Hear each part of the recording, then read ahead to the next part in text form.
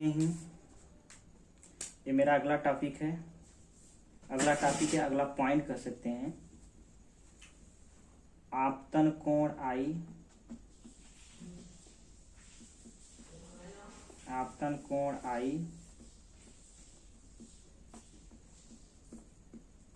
अपवर्तन कोण are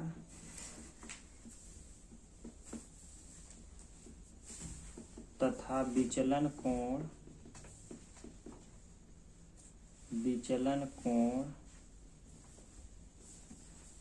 del में, 8 नहीं है डेल है, डेल में संबंध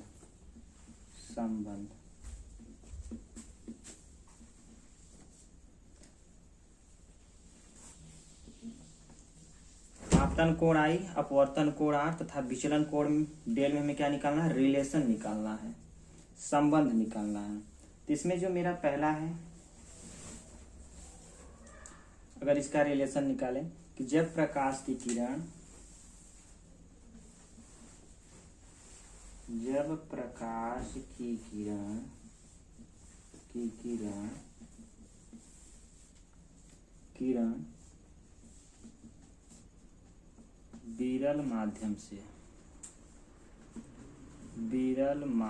माध्यम से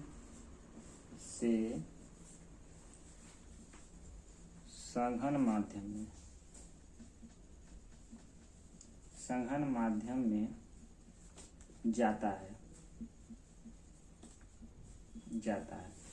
पहला कंडीशन हमारा क्या है? जब प्रकाश की किरण विरल माध्यम से सघन माध्यम में जाता है। यानी हमसे ये कह रहा है कि जब प्रकाश की किरण, कोई तल है, ये आपतित किरण है और ये हमारा क्या है? अभिलंब है, ये मेरा अभिलंब है। कह रहा है जब प्रकाश की किरण विरल माध्यम से सघन माध्यम, यानी विरल, ये हमारा क्या है? विरल है, और ये हमारा क्या है? सघन है। तो जब प्रकाश की किरण, मैंने आपको पिछले वाले वीडियो में बताया कि जब प्रकाश की किरण विरल माध्यम से सघन माध्यम में जाती है तो क्या होती हैं? वो अपने अभिलंब की ओर झुक जाती हैं, तो ये कोण आई है हमारा, और ये कोण क्या है? आर है। जब प्रकाश की किरण विरल माध्यम से सघन माध्यम में जाती हैं तो अभिलंब की ओर झुक जाती हैं, तो अपने मार्ग से विचलित कितना हुई है? यही तो हुई है ए। यही हमारा क्या होगा? विचलन कोण होगा। यही मेरा क्या होगा? विचलन कोण होगा। ए वाला कोण, ए वाला क्या होगा? हमारा विचलन कोण होगा ए, कि कितना अपने मार्ग से विचलित हो रही है, वही हमारा क्या होगा? विचलन कोण होगा।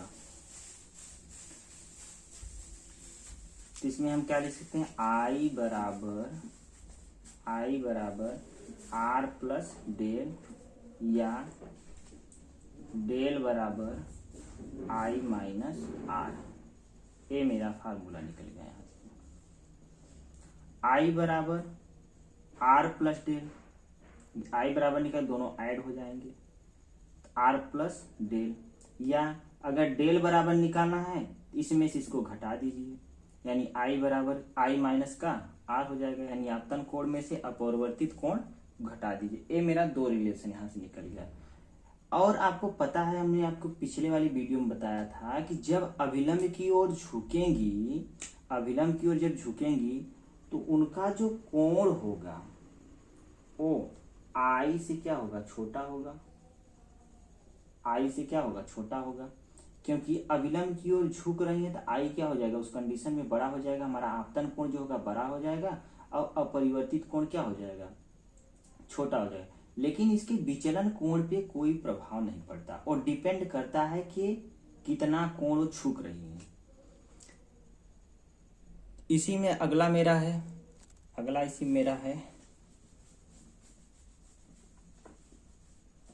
स्टार इसका है कि जब प्रकाश किरण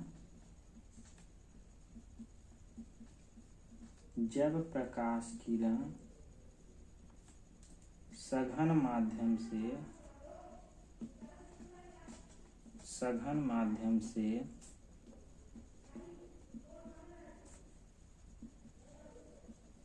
विरल माध्यम में जाता है, विरल माध्यम में जाता है। जब प्रकाश किरण सघन माध्यम से कहाँ जाता है? विरल माध्यम में जाता है। अब कह रहा है कि सघन माध्यम से विरल माध्यम में जा रही है, तो मेरा कोई तल है, ये आपतित किरण है, ये मेरा क्या होगा? विलंब होगा। कह रहा है सघन माध्यम से, ये सघन है और मेरा क्या है? विरल है। ये माध्यम फर्स्ट है और ये माध्यम क्या है? सेकंड है। तो कह रहा है जब प्रकाश की किरण सघन माध्यम से विरल माध्यम में जाता है, आप मेरा पिछला वाला वीडियो देखेंगे तो आपको पता होगा कि जब प्रकाश की किरण सघन माध्यम से विरल माध्यम में जाती हैं तो क्या होता है?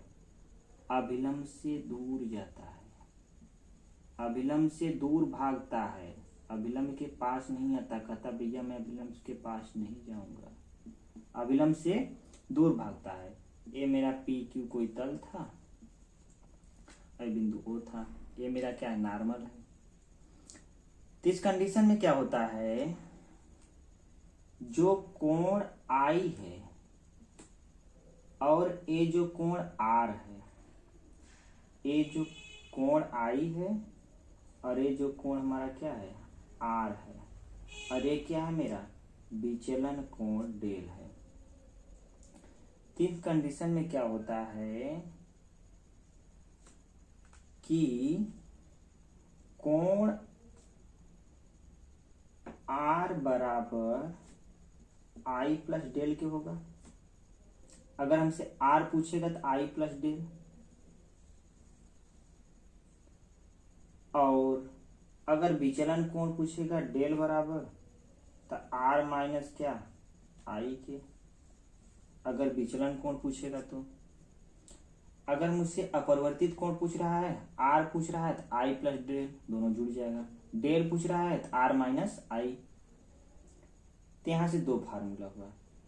यह कह सकते हैं डेल बराबर आई डिफरेंस आर। डिफरेंस का मतलब क्या होता है? बड़े में से छोटे को घटाना, बड़े में से छोटे को घटाना। इस कंडीशन में क्या होता है? जब प्रकाश की किरण सघन से विरल में जाती हैं, कोण आर बड़ा होता है किससे? कोण आई से। इतनी बातें इसमें हो गई। जब प्रकाश की किरण सघन माध्यम से विरल में माध्यम में जाता है तो पहली कंडीशन वो अभिलंब से दूर भागती है, अभिलंब से क्या होता है? दूर भागता है। दूसरी कंडीशन, इसमें जो कोण आर होगा यानी अपरिवर्तित किरण होगी, वो आपतित किरण से क्या होगा? बड़ा होगा। या कह सकते हैं अपरिवर्तित कोण बड़ा होगा किससे? आपतन कोण से। और अगर हमें अपरिवर्तित कोण निकालना है तो आपतन कोण और विचलन कोण दोनों को ऐड कर देंगे। अगर हमें विचलन कोण निकालना है तो अपरिवर्तित कोण और आपतन कोण में क्या घटा देंगे। या कह सकते हैं आपतन कोण में से अपरिवर्तित कोण किसी में से भी घटा दीजिए, डिपेंड करता है कौन कोण बड़ा है। अगर ये कोण बड़ा है तो इसमें से इसको घटा दीजिए, ये बड़ा है तो इसको इसमें से घटा दीजिए। डिफरेंस का मतलब ही यही होता है, बड़े में से छोटे को घटाना। क्वेश्चन हमारा करा है कि एक प्रकाश की किरण विरल माध्यम से सघन माध्यम में जा रही है जिसका आपतन कोण 45 है तथा विचलन कोण 15 है, तो विरल माध्यम के सापेक्ष सघन माध्यम का अपवर्तनांक क्या होगा? हमसे पूछ रहा है विरल माध्यम के सापेक्ष सघन माध्यम का अपवर्तनांक। तो पहला काम करते हैं कि हमें क्वेश्चन में दिया क्या क्या है। हमें दिया है आपतन कोण, आपतन कोण आई 45 डिग्री। दूसरा हमें क्या दिया है? विचलन कोण डेल दिया है। कितना दिया है भैया? 15 डिग्री। हमसे पूछ क्या रहा है? विरल माध्यम के सापेक्ष सघन माध्यम के, विरल माध्यम के सापेक्ष सघन माध्यम का अपवर्तनांक। इसका मतलब हमसे ए पूछ रहा है,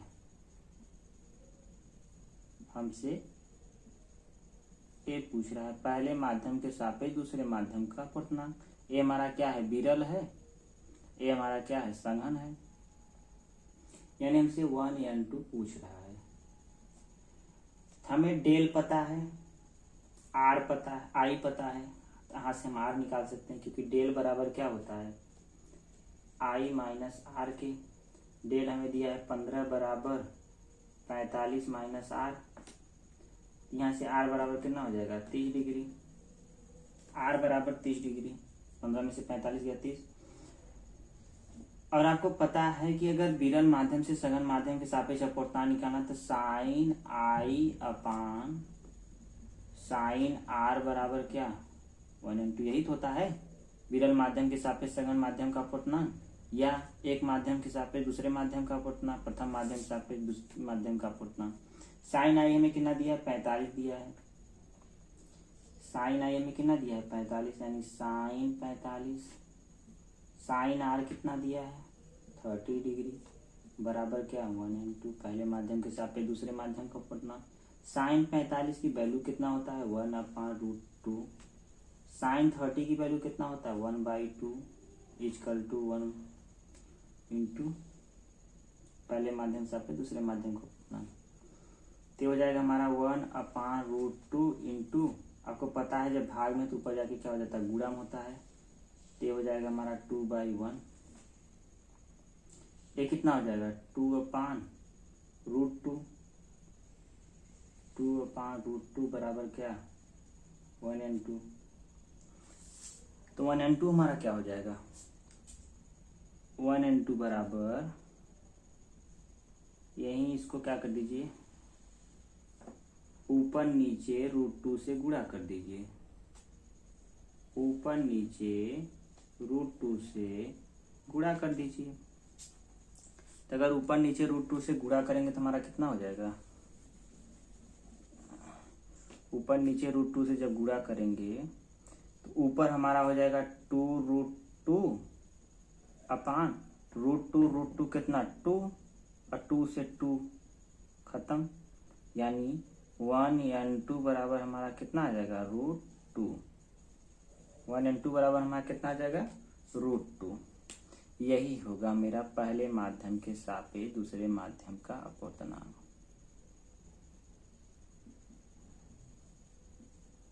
पहले माध्यम के सापेक्ष दूसरे माध्यम का अपवर्तनांक। तो अगला क्वेश्चन हमारा क्या है, एक प्रकाश किरण सघन माध्यम से विरल माध्यम में जा रही है, आपतन कोण 45 का तथा विचलन कोण 15 का, तो सघन माध्यम के सापेक्ष विरल माध्यम का अपवर्तनांक क्या होगा। सेम क्वेश्चन है, थोड़ा सा डिफरेंस इसमें। हमसे पहले क्वेश्चन में क्या पूछा था विरल माध्यम के सापेक्ष सघन माध्यम पूछा था, और इस वाले क्वेश्चन में क्या पूछ रहा है सघन माध्यम के सापेक्ष विरल माध्यम का अपवर्तनांक। क्या पूछ रहा है मुझसे सघन के सापेक्ष किसका पूछ रहा है विरल का, सघन के सापेक्ष किसका पूछ रहा है विरल का। ये मेरा फर्स्ट है, मेरा सेकंड हो जा रहा है। अब मुझसे क्या पूछ रहा है सघन के सापेक्ष विरल का पूछ रहा है। हमें दिया क्या क्या है, हमें आपतन कोण दिया हुई है, हमें आपतन कोण दिया है और विचलन कोण भी दिया है 15 डिग्री और 45 डिग्री का। हमें पूछ रहा है कि सघन माध्यम के सापेक्ष विरल माध्यम का अपवर्तनांक। तो यहाँ से हम क्या निकाल सकते हैं आर निकाल सकते हैं। क्या होता है डेल बराबर क्या, डेल बराबर हमारा होता है आर माइनस आई। अगर यही विरल माध्यम के सापेक्ष सघन माध्यम था तो आई माइनस आर था, लेकिन जब सघन माध्यम के सापेक्ष विरल माध्यम होता तो क्या होता है आर माइनस आई। डेल हमें कितना दिया है 15 डिग्री, आर हमें पता नहीं निकालना है, आई हमें कितना दिया है 45 डिग्री, आई हमें कितना दिया है 45 डिग्री। तो यहाँ से आर बराबर कितना हो जाएगा, आर बराबर हमारा 60 डिग्री, 60 डिग्री। अब हमसे पूछ कर रहा है सघन माध्यम के सापेक्ष विरल माध्यम का अपवर्तनांक, यानी sine i upon sine r बराबर 1/2। साइन आई की वैल्यू कितना दिया हमें भैया 45 डिग्री, यानी साइन 45 बटे, अब आर कितना हमें दिया है साइन 60 डिग्री इक्वल टू क्या 1/2। साइन 45 कितना होता है 1/√2 और साइन 60 की वैल्यू कितना होता है √3/2 इक्वल टू क्या हो जाएगा 1/2। यहाँ से क्या हो जाएगा हमारा 1/√2, भाग में तो ऊपर जाके क्या होगा गुणा में होगा, यानी 2/√3, ये हमारा √2 है, 2/√3 इक्वल टू क्या 1/2 इक्वल टू क्या 1/2। तब यहां से इधर क्या हो जाएगा 2/√2 और √3 कितना हो जाएगा √6 इक्वल टू क्या 1/2। ये हमारा क्या होगा आंसर होगा। यानी विरल माध्यम सघन माध्यम के सापेक्ष विरल माध्यम का अपवर्तनांक कितना होगा, यही होगा। अगर यही सघन के सापेक्ष अगर विरल पूछता, सघन के सापेक्ष अगर ये विरल पूछा है, हमने डेल बराबर का लिया, आर माइनस आई लिया। अगर यही उल्टा हो जाता, विरल से सघन में जाता, तो डेल बराबर का लेते, आई माइनस आर लेते। ये सब मैंने आपको बताया है। तब ये दोनों डिपेंड किस पे करता है कि प्रकाश की किरणें जा किस में रही हैं, विरल से सघन में जा रही हैं या सघन से विरल में जा रही हैं। अगर सघन से विरल में जा रही हैं तो आर माइनस आई, अगर विरल से सघन में जा रही हैं तो आई माइनस आर। तो सब चीजों का आप लोग विशेष ध्यान रखिए कि किरणें जा किस में से रही हैं, विरल से सघन में जा रही हैं या सघन से विरल में जाती हैं।